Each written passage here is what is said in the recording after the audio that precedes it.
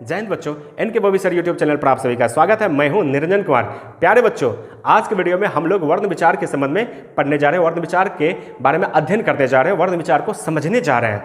चूंकि इससे पहले के वीडियो में मैंने आप लोगों को बताया था कि हम लोगों को व्याकरण के अंतर्गत क्या क्या पढ़ना है। तो पहले हमने व्याकरण के 5 भेद किए थे, जिसमें सबसे पहला था वर्ण विचार।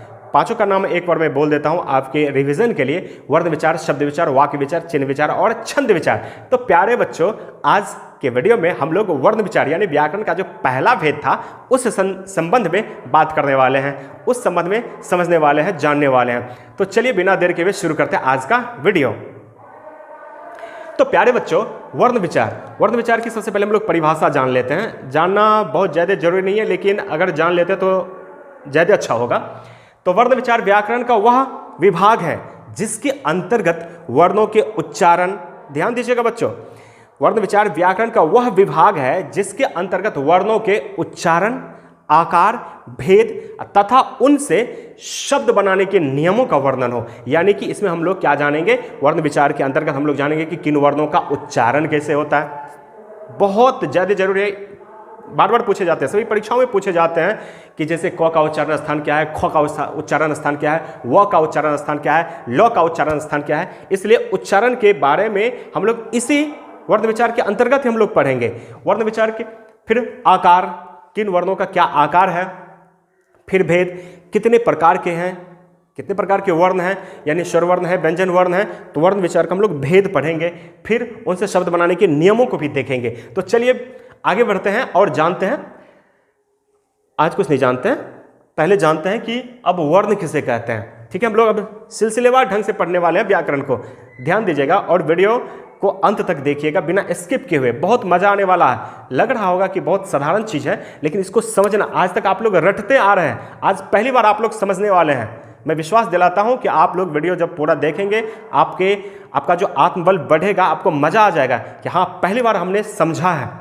तो चलिए, वर्ण किसे कहते हैं? वर्ण उस मूल ध्वनि को कहते हैं, वर्ण उस मूल ध्वनि को कहते हैं जिसका खंड या टुकड़ा ना हो।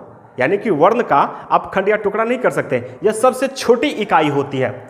जैसे अ, हर्षई, ल, क जितने भी हैं सब वर्ण हैं।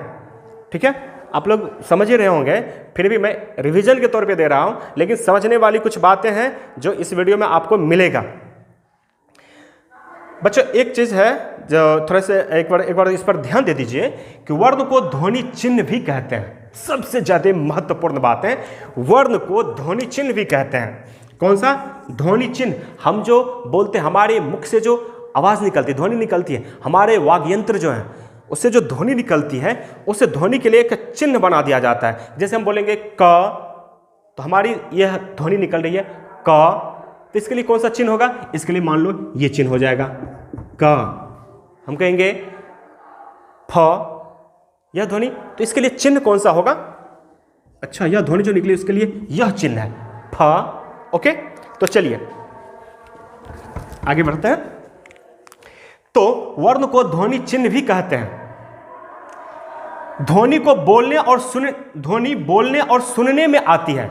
हम या तो बोलते हैं, हमारे मुख से ध्वनि निकलती है, या तो हम सुनते हैं, हम अपने कान से किसी के मुख या कहीं से भी किसी भी सोर्स से जो ध्वनि निकलती है उसको हम सुनते हैं। तो ध्वनि या तो बोली जाती है या तो सुनी जाती है। आगे सुनने में आती है लेकिन वर्ण लिखने, देखिए, वर्ण लिखने, पढ़ने और देखने में आता है। वर्ण को हम क्या करते हैं? लिखते हैं ना बच्चों, जरूर लिखते हैं, पढ़ते हैं। वर्णों को देख करके, वर्ण से शब्द बने होते हैं, उसको देख करके हम लोग पढ़ते हैं, है ना। वर्ण हमें दिखती है, हाँ, यह क है, यह ल है, यह प है ना। चलिए आगे बढ़ते हैं। अब है वर्णमाला।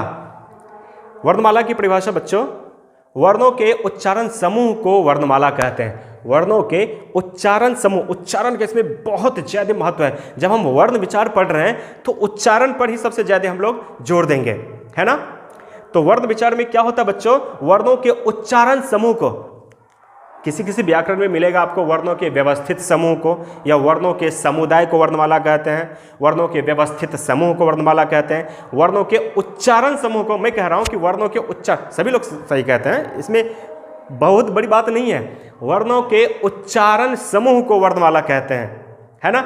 अब हिंदी की जो वर्णमाला है, हिंदी में जो कह देते हैं कि लेखन के आधार पर 52 वर्ण हैं, अब उसकी चर्चा करते हैं। चलिए बिना देर के हुए आगे बढ़ते हैं। तो प्यारे बच्चों, यहाँ देखिए मानक हिंदी वर्णमाला, यानी कि हिंदी में कौन कौन वर्ण हैं जिसे सबकी मान्यता मिली हुई है, मान्यता प्राप्त वर्णों की यहाँ पे बातें हो रही है बच्चों, मेरे प्यारे बच्चों।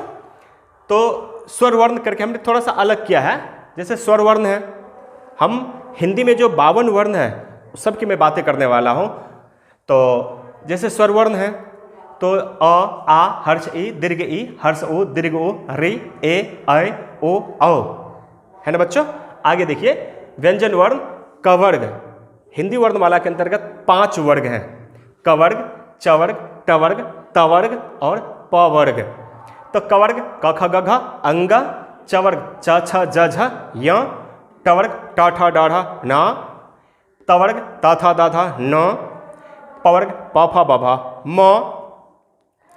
कुछ अंतस्थ व्यंजन हैं जैसे य, ड़, ल, व, ये अंतस्थ व्यंजन कहलाते हैं। उष्म व्यंजन, ये तालव्य श, मूर्धन्य श, दंत श और ह, ये उष्म व्यंजन कहलाते हैं। संयुक्त व्यंजन अक्ष, तर, ज्ञ और श्र, ये संयुक्त व्यंजन है बच्चों। द्विगुण व्यंजन र और ढ, चूंकि आप जो बचपन में सीख रहे थे, मैं बच्चों के लिए बात कर रहा हूँ खास करके, हम जान रहे हैं कि इस वीडियो को बहुत से लोग देख रहे हैं, कुछ शिक्षक लोग भी देख रहे हैं, हमारे कुछ साथी लोग देख रहे हैं, सभी तरह के लोग देख रहे हैं। लेकिन मैं थोड़ा सा बच्चा कह के इसलिए संबोधित कर रहा हूँ कि चूँकि ये प्रारंभिक चीज़ है, तो लग रहा है कि बच्चे ही ज़्यादा इसको देख रहे होंगे, बच्चे ही इसको समझने की कोशिश कर रहे होंगे। तो खास करके उस क्षेत्र के लिए जो अहिंदी भाषी हैं, जहाँ पर हिंदी की पढ़ाई कम होती है या जिसकी मुख्य भाषा हिंदी नहीं है, खास करके उन लोगों के लिए मैं थोड़ा सा लो लेवल से समझाने की कोशिश कर रहा हूँ।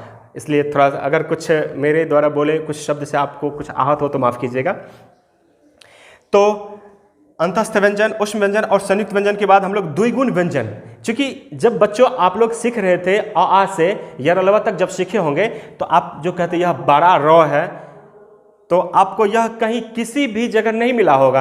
आप देख लो कहीं पर है यह र, बड़ा र नहीं है, और यह ढ नीचे बिंदु वाला, तल बिंदु वाला ढ नहीं मिला होगा। तो ये दो द्विगुण व्यंजन कहलाते हैं। क्या कहलाते हैं बच्चों? द्विगुण व्यंजन। ये रा और ये ढ, इसको द्विगुण व्यंजन कहते हैं। उसके बाद है अयोगवाह, अनुस्वार, ये अनुस्वार देख लें, ये बिंदा जो लगा देते किसी भी वर्ण पर, जो ऊपर में लगा देते बिंदा, अनुस्वार और विसर्ग, अनुस्वार और विसर्ग, ये द्विगुण, सॉरी माफ कीजिएगा, ये अयोगवाह कहलाते। क्या कहलाते बच्चों? अयोगवाह। क्योंकि यह रहता अकेला, ठीक ना, यह किसी के साथ इसका योग नहीं होता है, लेकिन चलता है साथ साथ, वहन करता है, अर्थ वहन करता है। अयोग, योग नहीं होता है, वाह, लेकिन अर्थ वहन करता है, इसलिए इसको कहते हैं अयोगवाह। तो इसकी संख्या 2, अनुस्वार, अनुस्वार और विसर्ग, ठीक है। तो 5 वर्ग है बच्चों, कवर्ग, चवर्ग, टवर्ग, तवर्ग और पवर्ग। सभी में देखिए इन वर्गों में टोटल ये हैं 25, प्रत्येक वर्ग में 5 वर्ण हैं, तो 25 हो गए। यहाँ स्वर वर्णों की संख्या 11 है। कितने? 11। तो एक बार इसको ऐड करते हैं हम लोग। पहले ऊपर में स्वर वर्ण है तो ऊपर में 11 लिख देते हैं, फिर ये 25वें, तो हमने 25 लिख दिया। फिर अंतस्थ व्यंजन ये कितने हैं? ये 4 हैं, तो हमने यहाँ पर 4 लिख दिया। फिर उष्म व्यंजन की भी संख्या 4 है, तो हमने यहाँ भी 4 लिखा। सबको योग करना है बच्चों। संयुक्त व्यंजन भी 4 है, तो हमने फिर से 4 लिखा, ठीक है बच्चों, जरा ध्यान दीजिए। द्विगुण व्यंजन की संख्या 2 है, तो हमने यहाँ पर 2 लिख दिया, यहाँ भी जानने के लिए थोड़ा सा स्मरण रखने के लिए। अयोगवाह की संख्या भी कितनी है? 2 है, तो यहाँ 2 लिख दिए बच्चों। अब एक बार क्या करते हैं, इसको ना ऐड कर लेते हैं। टोटल कितना होता है? तो 4, 4, 8, 4, 12, 4, 16, 16, 5, 21, 1, 22, 22 का यहाँ पर 2 हो गया। और बच गया 2, 2 2 4 1 5। क्या बच्चों, है ना 52। हिंदी में कुल वर्णों की संख्या 52 है। लेखन के आधार पर हिंदी में कुल वर्णों की संख्या 52 है, 52 है। अब देख लो कौन कौन सा है ना। आया ना मजा? इससे भी ज़्यादा मजा आने वाला है। अभी कुछ नहीं, या तो ठीक ठाक है, लेकिन इससे भी ज़्यादा मजा आने वाला है। अगर हमारा वीडियो पसंद आया हो बच्चों तो लाइक कर दीजिए, अपने दोस्तों के बीच शेयर कीजिए।